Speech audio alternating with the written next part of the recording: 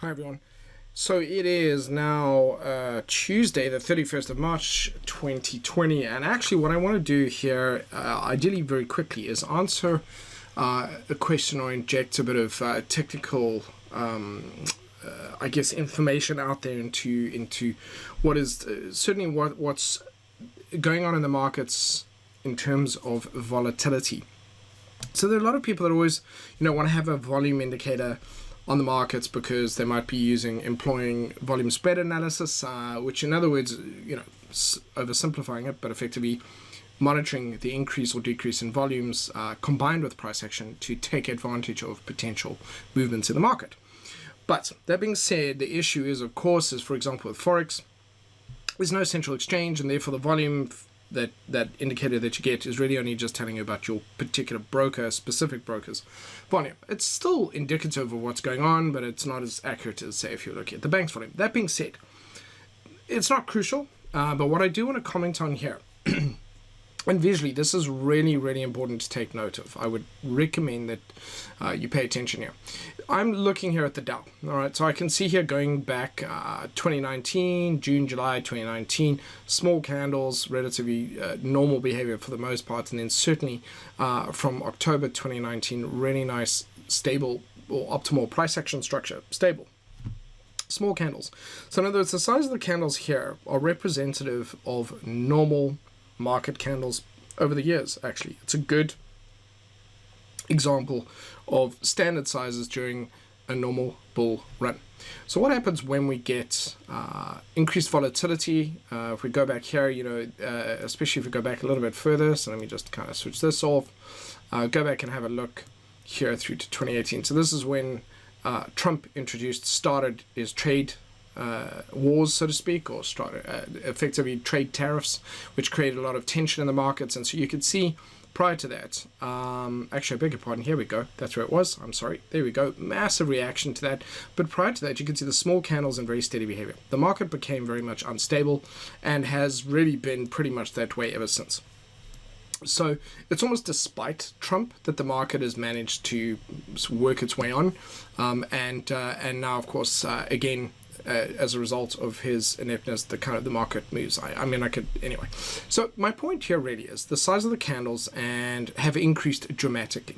So one of the things that concerns me is the number of people that see this or think that this is a money-making opportunity. Now, what I mean by that is, if one has a strategy and I'm trading the lower time frames and there's some good charting structure, if I go down to the 1 hour, for example, there are some potential trading opportunities under that, that may potentially be occurring to short the market. But there's definitely a misapprehension that there are lots of money-making opportunities and all the professionals are minting this. That's not really the case. It'll be a very, very small number of very smart people that will be doing it. The rest will be bleeding and losing money because they were the same people that got in here at the top, got in too late, and now they're probably just trying to recoup their losses from the previous move up.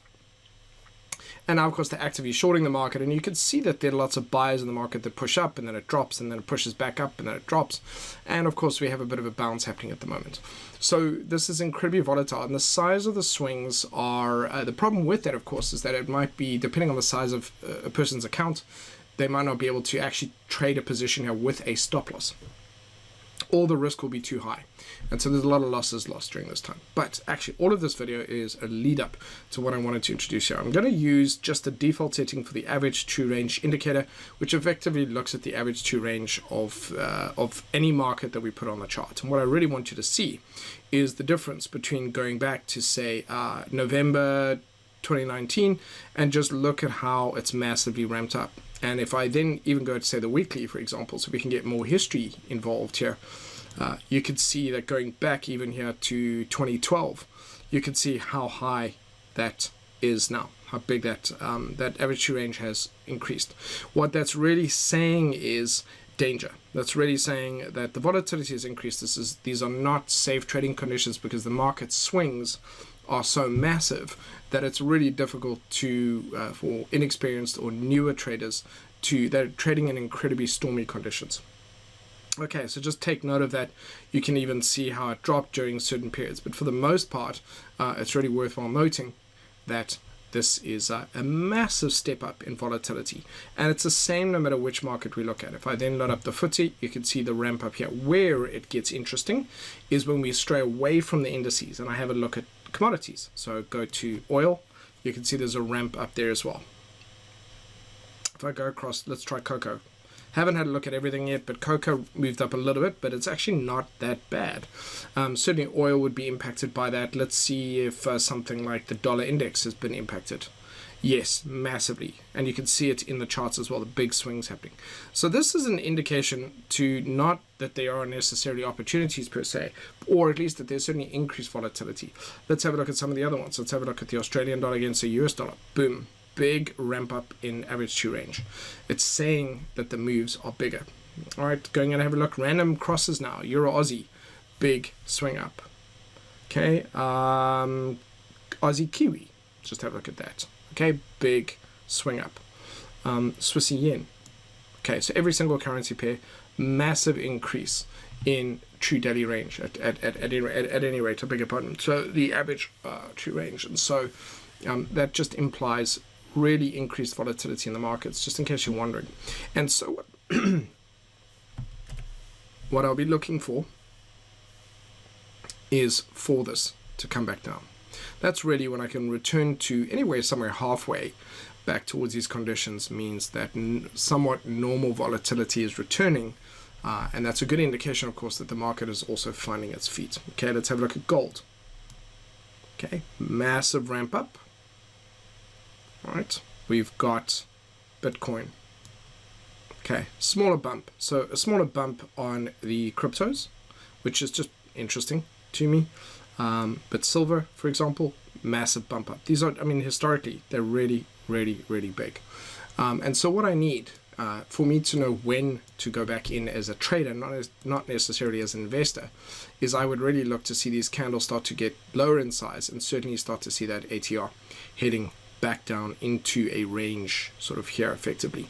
Once I get a combination of smaller candles and dropping down into that, then these conditions will return. And so this is a big clue to me as to when the markets will start to recover. And that's the thing that people are forgetting here. They're just assuming that if the market climbs back up here, it's by definition recovering. That's not actually the case. Normal behavior and reduced volatility can only be returning when the candle sizes have shrunk and the average true range has dropped down. Then it's saying, okay, the stable conditions have returned. Even if price climbs back up here and these stay high and the candles stay large, that means there's still danger the market has not settled down, and is therefore we shouldn't be surprised if it subsequently drops or climbs, but the swings are going to continue. So just to wrap up, yeah, I'll be looking for this to come down, see that ATR reduce, and see the candle sizes reduce. And that, of course, could take several months. Really could take several months. It might not even happen by October. It could happen by December. If it happens before that, I'll immediately highlight that. But I'm just trying to manage expectations here that currently the conditions aren't anywhere near calming down.